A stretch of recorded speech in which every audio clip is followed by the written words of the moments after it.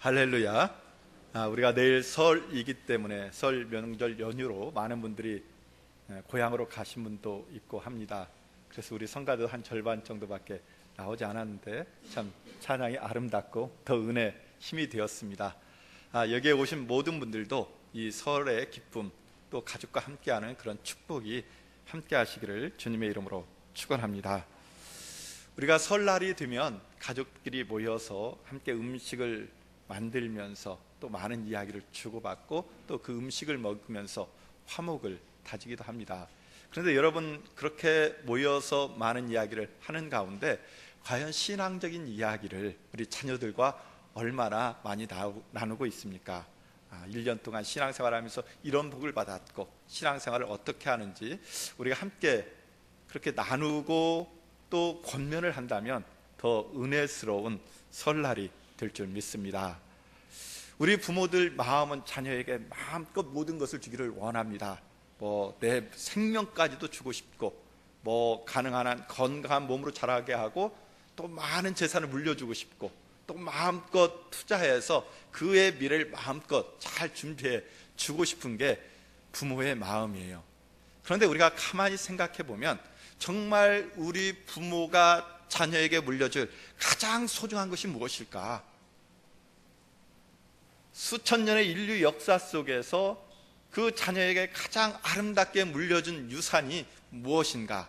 왕권을 물려준 그런 부모도 있을 겁니다. 엄청난 재산을 물려준 그런 부모도 있을 겁니다. 엄청난 그런 가문, 학벌을 물려주신 그런 부모들도 있을 거예요. 그러나 그런 것들이 영원하지 않습니다. 부분적입니다. 물론 소중한 것들 정말 물려주어야 되죠. 그러나 우리가 자녀에게 가장 소중하게 물려줄 수 있는 것, 그리고 누구나 다 여기에 계신 분들 할 수 있는 것이 무엇이겠습니까? 신앙의 유산인 줄 믿습니다.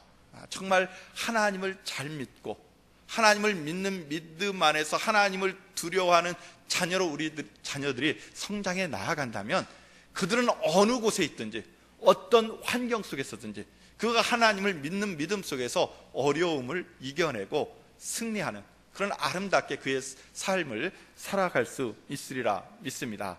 특별히 이번 설날이 그런 신앙을 우리가 다시 한번 확인하고 점검하고 그 신앙의 축복을 나누어주는 복된 여러분 모두가 되시기를 주님의 이름으로 축원합니다. 이번 주부터 해서 약 8주 동안 디모데 전후서를 강해하려고 합니다. 디모데 서신은 흔히 목회 서신으로 알려져 있습니다. 성경의 내용을 쭉 읽어가보면 교회 지도자들은 어떤 자격을 갖춰야 될 것인가, 또 교회 지도자들은 어떻게 교인들을 돌보고 또 교인들은 어떤 신앙의 삶을 살아야 할 것인지 아주 자세하게 나와 있습니다. 특별히 우리는 2주 후에 우리 교회 여러분 교인들을 대표하는 장로 3분을 피택하는 공동회를 갖게 됩니다. 장로 3분이 피택이 되면 정말 교회의 어른이 되어서 정말 여러분들의 신앙의 본이 되고 교회 구석구석을 이렇게 살피면서 저와 협력하여서 교회를 세워나가는 지도자로서 그 사명을 감당하게 될 것입니다. 특별히 이 디모데후서 전후서의 말씀을 보면서 어떤 분이 교회의 지도자가 되어야 되고 또 교회 지도자는 어떤 모습으로 섬겨야 할지 함께 말씀을 보고 은혜 받는 시간이 되기를 소망합니다. 우리가 오늘 함께 읽은 디모데후서, 이 디모데후서는 디모데에게 주신 편지입니다. 디모데는 하나님을 공경하는 자라는 의미를 가지고 있습니다. 정말 그 이름에 걸맞게 이 디모데는 하나님을 신실하게 믿고 공경하였고 특별히 바울의 신실한 믿음의 동역자로서 20년간 함께하면서 바울을 뒷받침했고 바울을 응원했고 바울의 뒤를 이어서 바울의 위탁을 받아서 에베소 교회를 잘 목회했던 훌륭한 믿음의 사람이었습니다. 이 디모데에 대한 바울의 신뢰가 굉장히 깊지요. 그래서 우리가 편지를 읽어보면 또 사도행전을 읽어보면 바울은 이 디모데를 뭐라고 말합니까? 나의 영적인 믿음의 아들, 고린도전서 4장 17절을 보니까 내 사랑하고 신실한 아들인 디모데를 너희에게 보내노니 이렇게 말하고 있습니다. 신실한 믿음의 아들이라고 말합니다. 또 디모데전서 1장 2절에서는 믿음 안에서 참 아들 된 자 디모데에게 편지하노니, 오늘 말씀 디모데후서 1장 2절에서는 사랑하는 아들 디모데에게 편지하노니 이렇게 말하고 있습니다. 어디에서나 이 바울의 디모데에 대한 그런 신뢰는 아주 지극함을 알 수가 있습니다. 믿을만하고 사랑하고 신실하고, 그래서 나의 믿음의 아들이라 이렇게 말을 하고 있습니다. 특별히 디모데후서는 바울 사도가 감옥에서 보낸, 그 죽음을 앞두고 보낸 편지이지 않습니까? 그러니까 마지막 유언과 같은 이 편지 속에서 내가 너를 보고 싶다, 내가 너를 만나면 기뻐할 것 같다, 그러면서 마지막 자기의 당부를 이 디모데에게 하고 있는 것을 볼 수가 있습니다. 어쨌든 이 바울에게 디모데는 정말 보고 싶고 만나면 반갑고 기쁘고 위로가 되고 또 모든 것을 위탁하고 싶을 만한 아주 신실한 믿음의 사람이라는 것을 알 수가 있습니다. 이 디모데의 출신이 어떻게 됩니까? 사도행전 16장에 보면 이 디모데는 헬라인 아버지와 유대인 어머니 사이에서 태어났습니다. 많은 주석가들이 이 디모데의 아버지는 일찍 돌아가셨을 것이다 이렇게 이야기를 하고 있습니다. 그래서 엄마의 교육 속에서 잘 자랐는데, 그 교육이 단순한 교육이 아니죠. 할머니로부터 어머니로 내려오는 신앙의 교육 속에서 자란 그런 믿음의 아들이 디모데입니다. 그가 몸이 연약했습니다. 그래서 우리가 디모데후서를 읽어가다 보면 이제는 너의 연약한 유의를 위해서 포도를 조금씩 마셔라 이렇게 말씀하고 있잖아요. 몸이 연약했습니다. 그리고 아버지가 없이 또 헬라인과 유대인 사이에서 태어난 그 혼혈족으로서 그 사회 속에서 온전하게 성장하기는 굉장히 어려웠을 것 같습니다. 굉장히 불우하고 열악한 환경이었습니다. 그 속에서도 아주 신실한 믿음의 사람으로 자라났고 아주 바울의 신뢰받는 사람이고 바울이 모든 것을 위탁할 만한 그런 듬직한 믿음의 지도자로 우뚝 선 것을 볼 수가 있습니다. 어떻게 이렇게 그 어려운 환경 속에서 홀 어머니 밑에서 디모데가 훌륭한 사람, 훌륭한 믿음의 사람으로 성장할 수 있었겠습니까? 오늘 말씀 4절에 보니까 바울이 디모데를 생각할 때 디모데에 대해서 한마디 말로 정의하는데 이렇게 말씀을 하고 있습니다. 내 눈물을 생각하여 너 보기를 원함은 내 기쁨이 가득하게 하려 함이니, 바울이 생각할 때 디모데를 생각하면 그의 눈물이 먼저 생각이 나는 겁니다. 바울에게 디모데는 눈물의 사람이었어요. 여러분들, 우리 인간이 가장 아름답고 순수하고 진실된 순간이 어느 때입니까? 저는 눈물을 흘릴 때라고 믿습니다. 아무리 화가 났다 할지라도, 정말 때려서 분을 이렇게 풀고 싶다 할지라도 그 상대방이 눈물 흘리면서 잘못했다고 회개를 요청하면, 화해를 요청하면 대부분 우리가 받아들이지 않습니까? 그 눈물 속에 진실이 담겨 있기 때문에 그렇습니다. 특별히 신앙인의 눈물은 엄청난 의미가 담겨져 있어요. 그 신앙의 눈물 속에는 회개의 눈물이 그 속에 담겨져 있잖아요. 나의 하나님 앞에서 부끄럽고 죄된 모습을 반성하는 눈물이 그 안에 담겨져 있습니다. 하나님 앞에 감사의 눈물이 담겨져 있습니다. 하나님을 끝까지 믿고 신뢰하는, 내가 지금 어려움 속에 있지만은 하나님 궁극적으로 나를 붙잡아 인도해 주실 줄 믿습니다 하는 그런 신뢰가 이 눈물 속에 담겨져 있습니다. 시편 56편 8절에 보면 다윗이 이렇게 노래를 합니다. 이때는 다윗이 사울 왕에게 쫓기면서 광야를 유리방황할 때입니다. 이때 시편 56편 8절에서 이렇게 말합니다. 나의 유리함을 주께서 계수하셨으니 나의 눈물을 주의 병에 담으소서. 사울에게 쫓길 때 다윗이 얼마나 억울했겠습니까? 자기는 아무런 잘못이 없습니다. 정말 하나님 앞에 올곧게 서 있고, 정말 이 사울 왕까지도 신실하게 믿고 끝까지 충성을 다했던 다윗입니다. 사울을 죽일 기회가 있었지만 참고 그냥 풀어주잖아요. 그만큼 사울을 믿고 신뢰하고 존경했습니다. 그런데 이 사울은 끝까지 다윗을 쫓아오면서 죽이려고 했을 때 이 다윗의 마음, 얼마나 마음이 아팠겠습니까? 하나님에 대한 원망이 얼마나 많았겠습니까?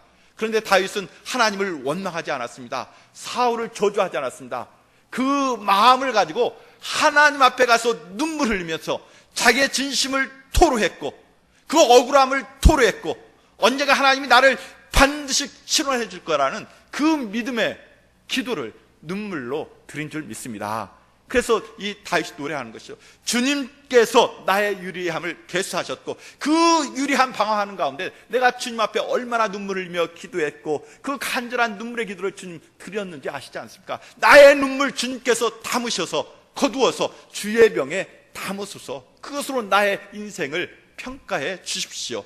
그의 진실된 마음이 이 한 구절 속에 담겨 있는 줄 믿습니다.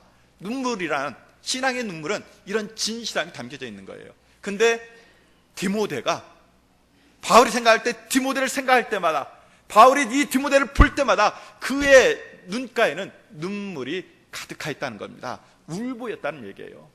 하나님 앞에 감사해서 울었을 것이고, 정말 그 주신 사명에 감사해서 울었을 것이고, 또 믿지 않는 사람들, 박해하는 사람들을 보면서 안타까워 눈물 흘렸을 것입니다.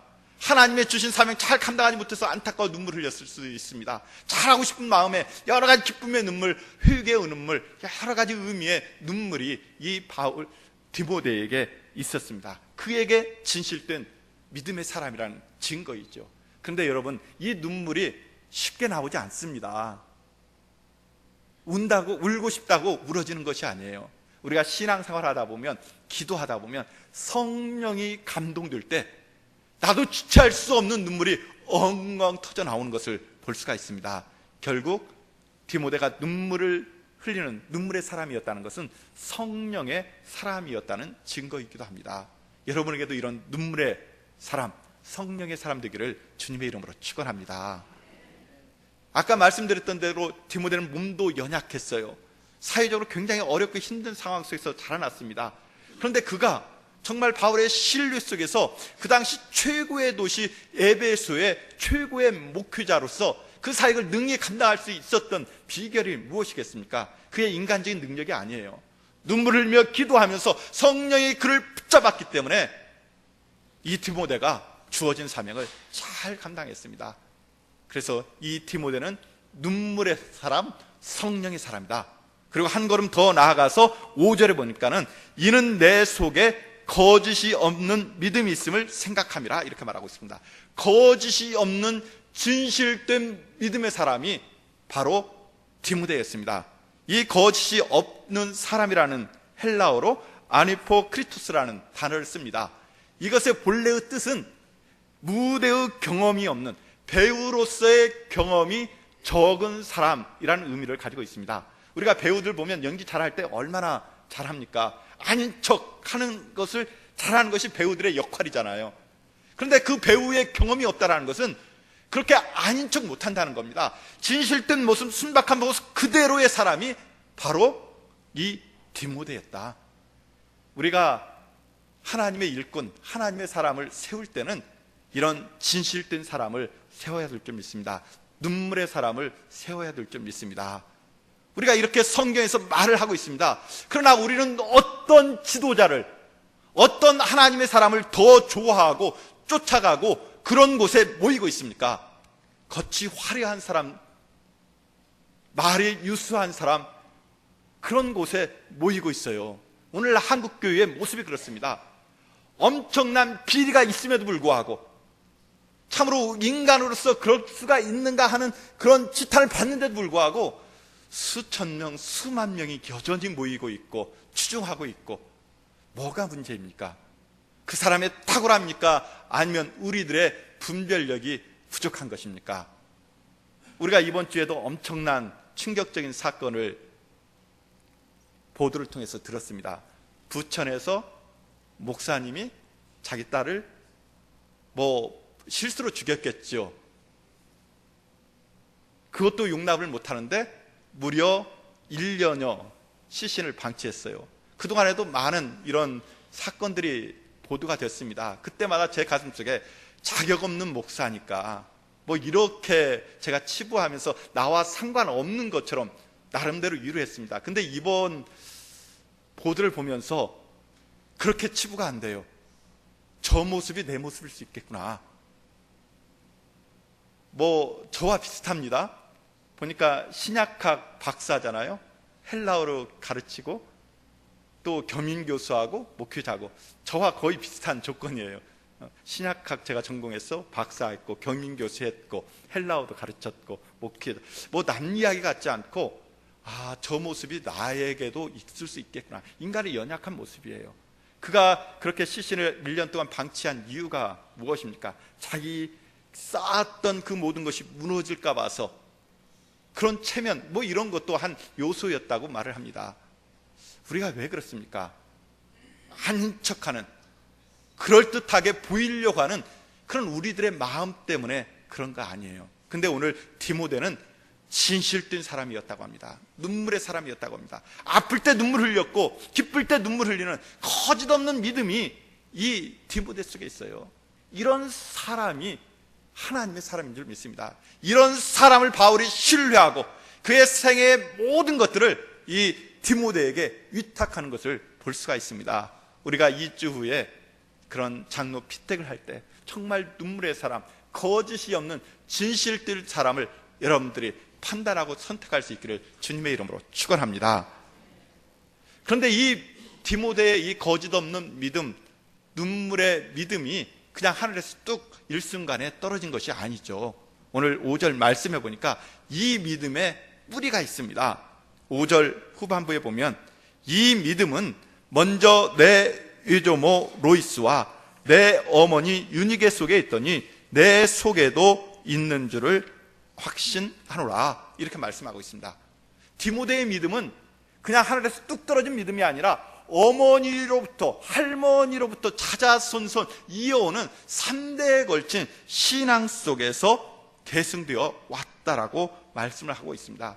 로이스에게 믿음이 있었어요. 그 믿음을 그의 딸 유니게에게 그대로 전수해 주었습니다. 그 속에서 또 디모데에게 속에서 속으로 전해드는 그 믿음의 유산이 이 디모데 속에 있다 하는 겁니다. 단순한 형식적인 신앙교육이 아닙니다. 입술의 교육이 아니에요. 형식적인 교육이 아닙니다. 내 속에 있는 그 믿음이 내 딸에게, 내 딸에 있는 믿음이 내 손녀에게 흘러내려가는 그 믿음을 지금 바울 사도는 말씀하고 있습니다. 이 믿음은 먼저 내 유조모 로이스와 내 어머니 유니게 속에 있더니 내 속에도, 디모데 네 마음속에도 있는 줄 내가 확신하노라, 이렇게 말씀하고 있습니다. 이 말씀을 칼빈은 이렇게 해석하고 있습니다.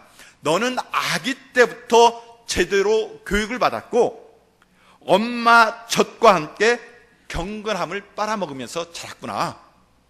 어려서부터 엄마 젖을 먹으면서부터 그냥 영양만 먹은 것이 아니라 그 엄마 젖에서부터 하나님을 믿는 경건함, 그 엄마가 갖고 있던 그 경건함을 네가 먹고 자라났구나, 이렇게 칼빈은 해석을 하고 있습니다. 어려서부터의 성경을 믿는 그 신앙 안에서 자라났다는 것을 볼 수가 있죠. 디모데후서 3장 15절에 보면 이렇게 말씀을 하고 있습니다. 디모데에 대해서 이야기합니다.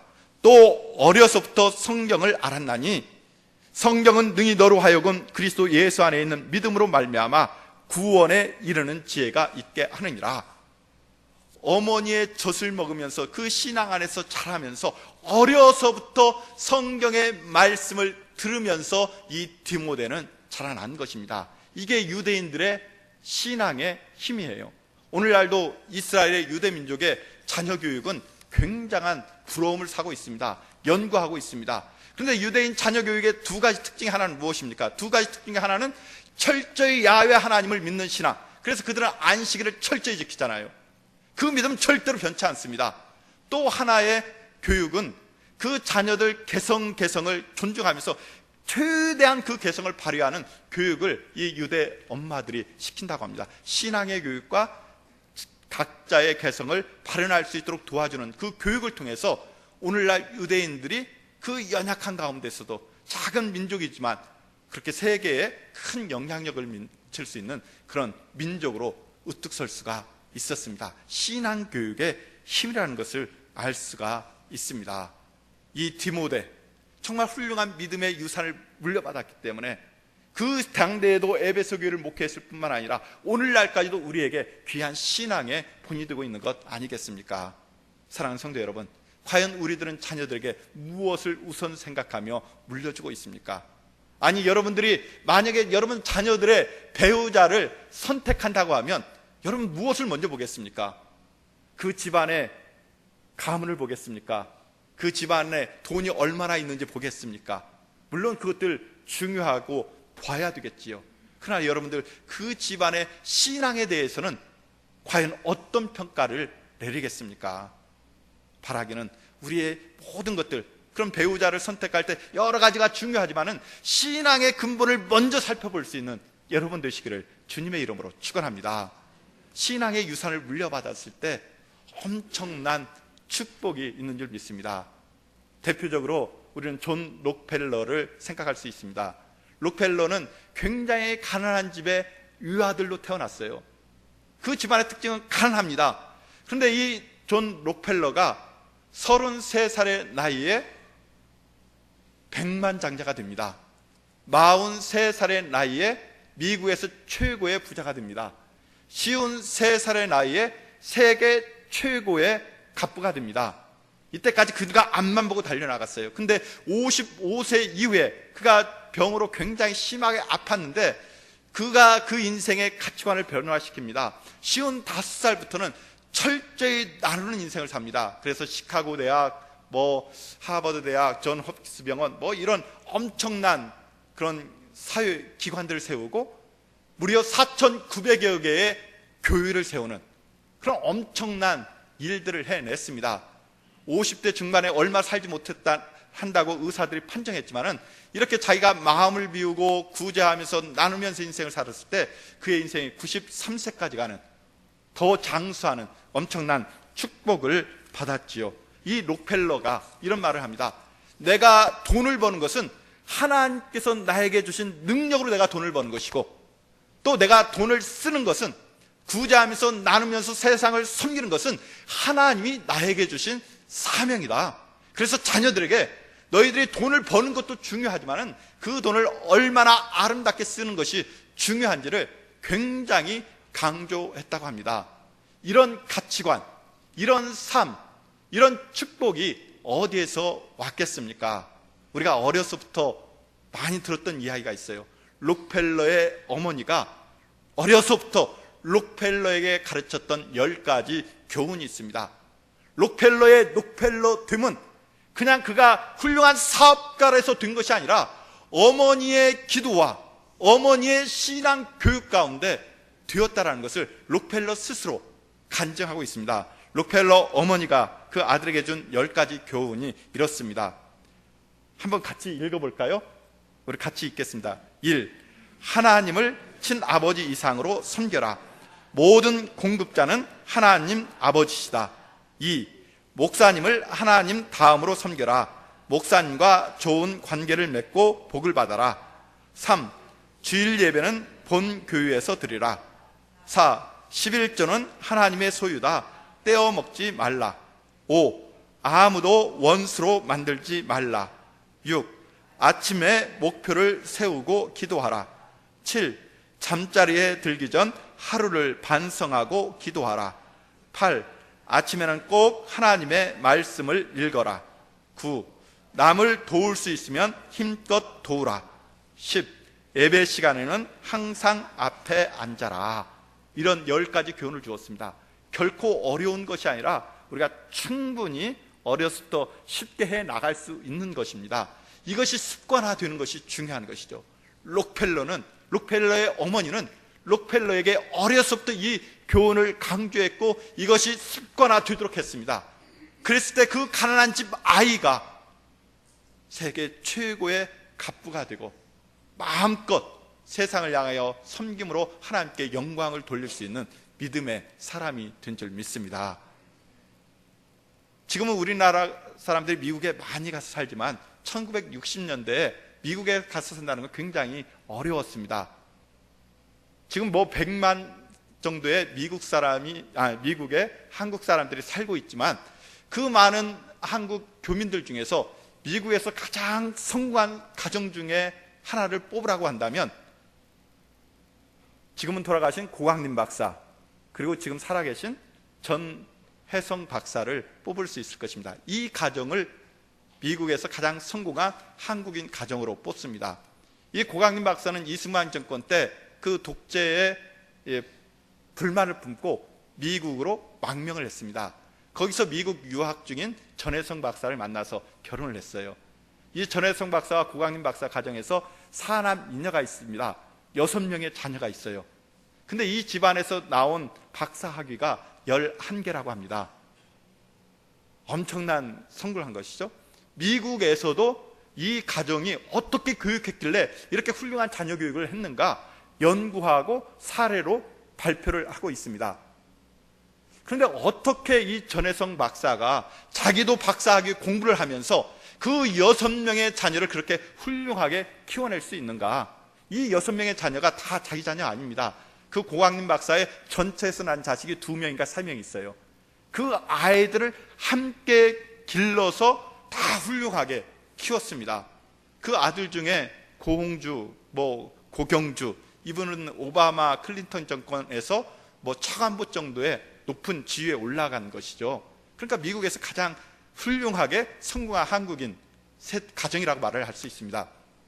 그분의 책을 읽어보면 이분이 60년대 미국으로 이민 갔지만 미국 사회라고 하지만 우리 한국 사람 미국에 산다는 것이 얼마나 힘들고 어렵겠습니까? 그 가운데서 자기도 공부해야 되고 6명의 자녀를 공부시켜야 되는데 방법이 없어요. 그래서 이 전혜성 박사가 어떻게 했냐면 자기 거실에 큰 탁자를 마련했습니다. 그리고 자기도 공부하고 6명의 자녀를 같이 그 탁상에 뚝 둘러앉아서 함께 공부하면서 책을 읽고 나가는 거예요. 그러면서 공부를 했습니다. 그런데 이 전혜성 박사의 그 간증 책을 읽어보면 그 자녀들을 교육할 수 있는 방법이 없다는 거예요.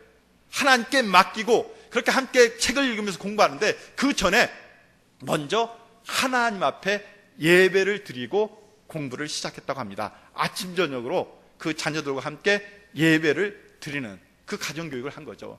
결국 이 전혜성 박사 이 가정이 훌륭한 가문으로 설 수 있었던 비결 역시도 신앙의 교육 속에서, 신앙의 유산 속에서 이루어졌다라고 말할 수밖에 없습니다. 아브라함 링컨 또한 어머니의 그 교육 속에서, 신앙 교육 속에서 성장한 것 아니겠습니까? 아브라함 링컨이 이런 말합니다. 어머니는 위대합니다. 내가 성공을 했다면 오직 천사 같은 어머니 때문이다. 어머니의 신앙 교육 때문에 그 링컨이 있었다라고 고백을 합니다.